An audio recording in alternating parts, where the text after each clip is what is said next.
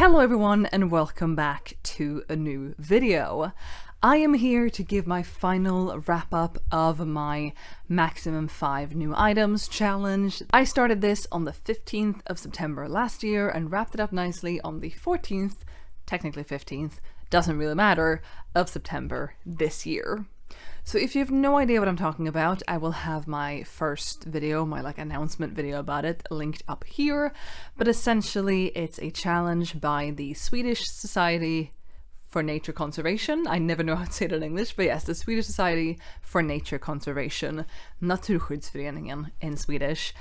They set up a challenge that you could sign up for where you weren't allowed to purchase more than 5 newly produced items for the following year, and like I said, I started in September. Underwear was not included in this, which thank goodness for that, because I had to kind of replace my entire underwear wardrobe early in the year because nothing fit and everything was uncomfortable, and life is too short for uncomfortable underwear. But it did include all other types of clothing, and I want to tell you how I did. So starting off with my baseline is that I primarily thrift. That is what I do. I think in the last 5 years, I think I've bought less than 5 new items in the past 5 years. 5 newly produced items. Thrift items, whole different story. A lot more than 5 of those have entered my wardrobe. I bought this pair of dungarees in June 2023. But apart from them, I don't think any newly produced items have entered my wardrobe apart from the aforementioned underwear since then, until I started this challenge, I think. But I signed up for this challenge, like I said, September last year, and when I uploaded this update video, which I'm pretty sure was in June this year, I think that was my 9-month check-in, which should have made it June, I had purchased 2 things. I had purchased this t-shirt for Teresa as a gift. We found it at a crafting fair we went to in October last year, and it was the last one in her size. It was the last black one, especially in her size, and Teresa's wardrobe is very, very black. Mine is not, but I got that as a gift for her. I think I used that as her Christmas gift for the year. And then I'd also bought these culottes. I bought these in Japan when my husband and I went there in March, April this year to celebrate our 5-year wedding anniversary because we got married during that big thing that shut the world down for a couple of years and we didn't get to go anywhere. So it was our 5-year wedding anniversary. We got to go to Japan and I bought these culottes. I also bought some thrifted stuff if you're interested in that. There's a video on that here, but these culottes I bought new. However, these I'm a little bit on the fence about if I count them as new or not. They are a newly produced piece, but they are remake. They are made from old fabric. So they're new, but not as new as a company or someone going, I'm gonna make this pair of pants and then I'm gonna print this fabric and I'm gonna grow this cotton for it, and the whole process of that. So new but remake. I am going to count them as new as an item of my max 5 for this video, but I think for me generally I think of it as thrifting, or technically using what you have and not getting anything new, and then we have thrifting and remake kind of close together, and then we have newly produced way below that in terms of sustainability stuff, you know? But I got those culottes. I have yet to wear them because yes, we are entering into fall now, but we're having a surprisingly warm fall thus far. It's 17 degrees outside. I'm filming this on the 21st, I think, of September, and it shouldn't be this warm. This is a little bit unseasonably warm. So I'm still holding out for when I can wear those in the later part of fall and also winter. That was where I was at the 9-month mark, and I'm here now to tell you that I've purchased nothing more new. No more newly produced clothing pieces have entered my wardrobe. I haven't bought any as gifts, nothing like that. Nothing new, we get what I mean when I say new, right, has entered into my wardrobe. So I am ending this year and this challenge with 2 newly produced items entering, not necessarily my wardrobe because the t-shirt is Teresa's, but I have purchased, there we go, I have purchased 2 newly produced items this year. And again, the culottes, a little bit on the fence on if I count them as new or not, but 2. For the sake of this experiment, 2. Now, I do actually want to touch on 3 things that I was very tempted by. So generally, I do not put myself in situations where I am exposed, I guess I should say, to newly produced stuff. I don't go shopping in normal stores. I don't go to the mall and just browse, you know? I do go thrifting a lot, yes, and I do also watch a fair bit of fashion content here on YouTube, most of it thrifting and secondhand and small business oriented, but that does still mean that I get influenced and, ooh, that was a cool thing. Oh, I wish I had a pair of green pants, which I do. You can't even see them, which I haven't actually been influenced to get, but like I do get influenced by people I see and people online that I come across, that I watch. I feel I get more influenced by them than I do people in the real world what I'm exposed to, you know? I think that in part stems from the fact that I have, for the past 12 years, my entire career, my entire adult life, up until this point, I should say, I have worked in hospitals. And I don't wear scrubs. I haven't worn scrubs at work, but the vast majority of the people I see, the vast majority of my coworkers, or now ex-coworkers, have. And so I don't get to see a lot of people's actual fashion sense, what they wear, their personal style, that kind of stuff. And I have actually now left that career, that job, and very soon I am starting a new job, which is very exciting, but it is a transitional period for me of like, I'm talking about my ex-job, my current job, as my job, and then my upcoming job, and it's my previous job and my upcoming job. Side note, even so, I do definitely get influenced by people I see, especially online. Now, there were 3 things I was tempted to get this year that I didn't get secondhand and that I actually didn't end up getting at all. And these weren't necessarily things that I saw on people. This wasn't necessarily something I saw someone wear in a video and then I wanted the same thing myself. But I've come across 3 things that I was tempted to get. I will leave links down below, especially to the first thing, which is this hat made by a small Swedish brand that I had no knowledge about prior to seeing this hat. It's a baseball hat and it has a shrimp on it and a very punny text that says "Nu får det banne mig räcka," which cannot be translated well. Essentially, it's a play on "that's enough, I've had enough, I'm fed up," fed being funny because it's a shrimp. It's basically that phrase, but with a twist. The actual phrase in Swedish would be "Nu får det banne mig räcka," but they've done "Nu får det banne mig räcka" and then put the shrimp on it. Räcka is shrimp. Hilarious. I love a pun as much as the next person. Great. Saw this, loved it, 10 out of 10.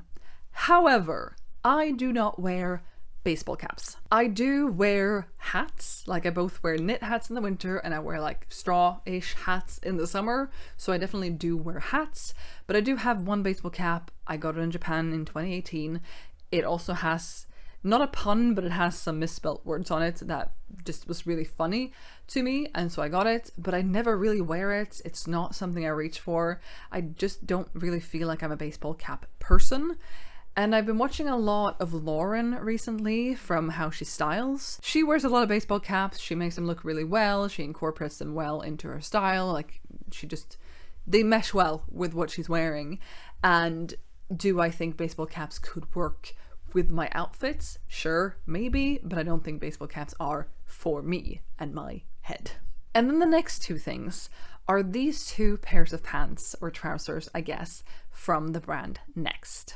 I saw the pink ones on Wearing. They popped up in my recommendations, in my feed, whatever you call it, on Wearing. And it was the red and pink ones, but they were in a size that was several sizes too small. So it wouldn't have worked. But I saw them and I was like, ooh, this is actually something I think could fit well into my style.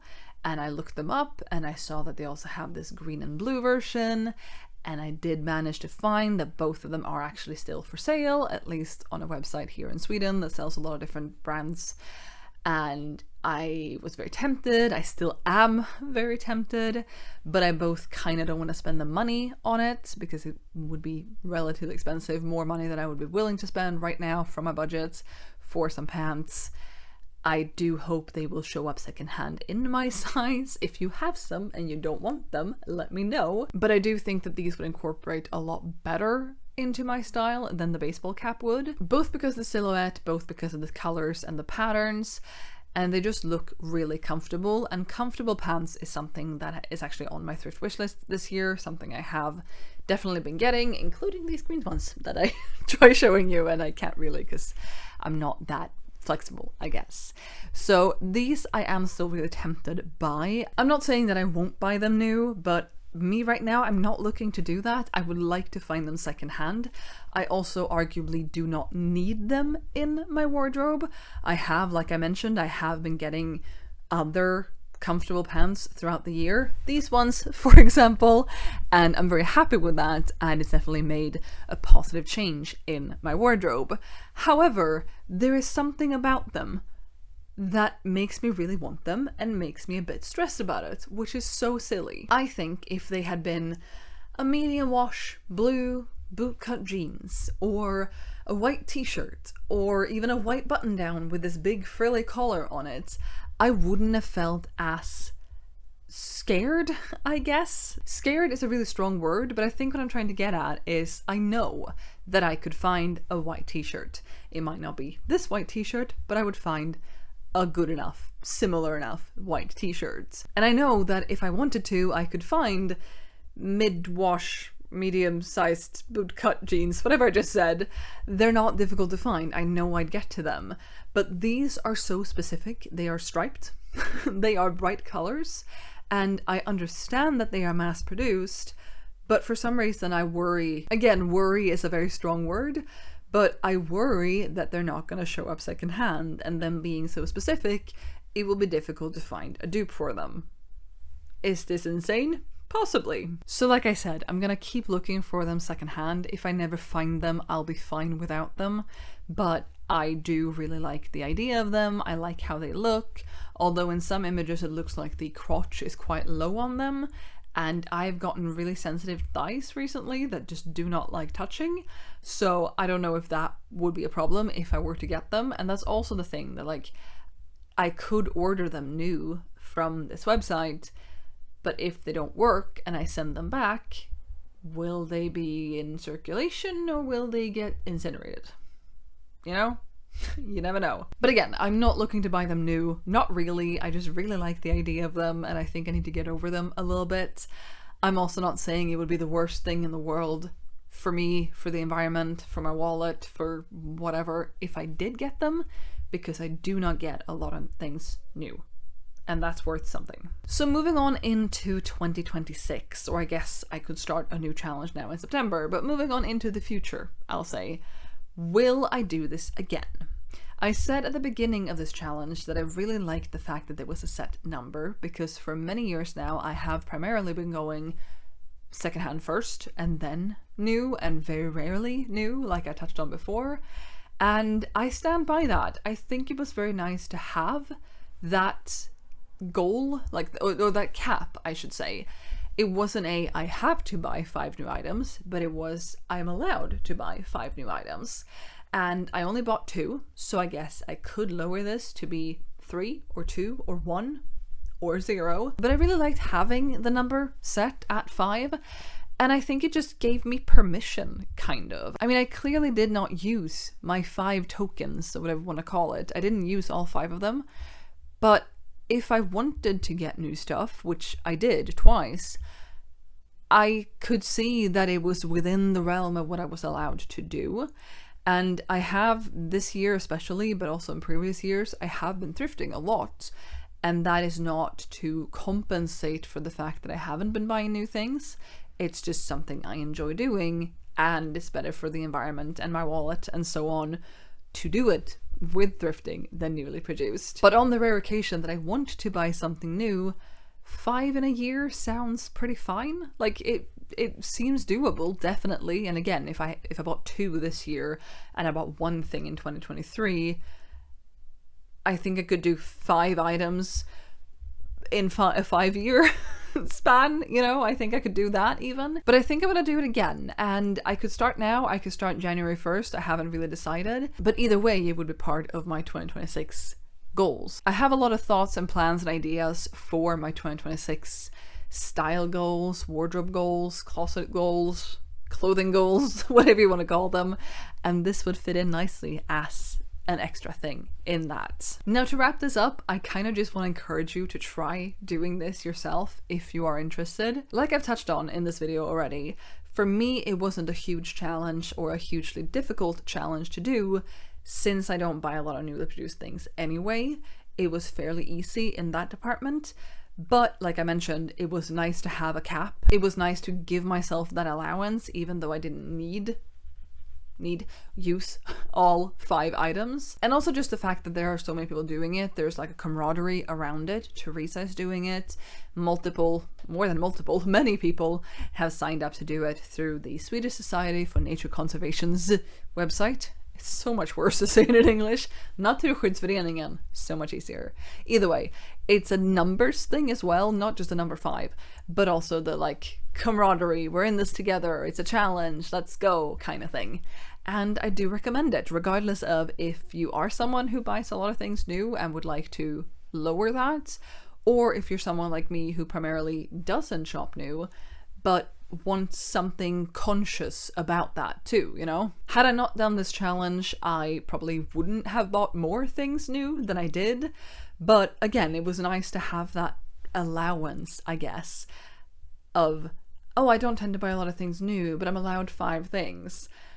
I clearly didn't need it, like I've said 13 times in this video already, but it was nice to have the number. So with that said, in this notebook, have my little bingo board for this year. I'm doing a bingo, 25 squares of things I'd like to do, and I can now put a little sticker on my buy no more than 5 newly produced items until September thing, because I did it.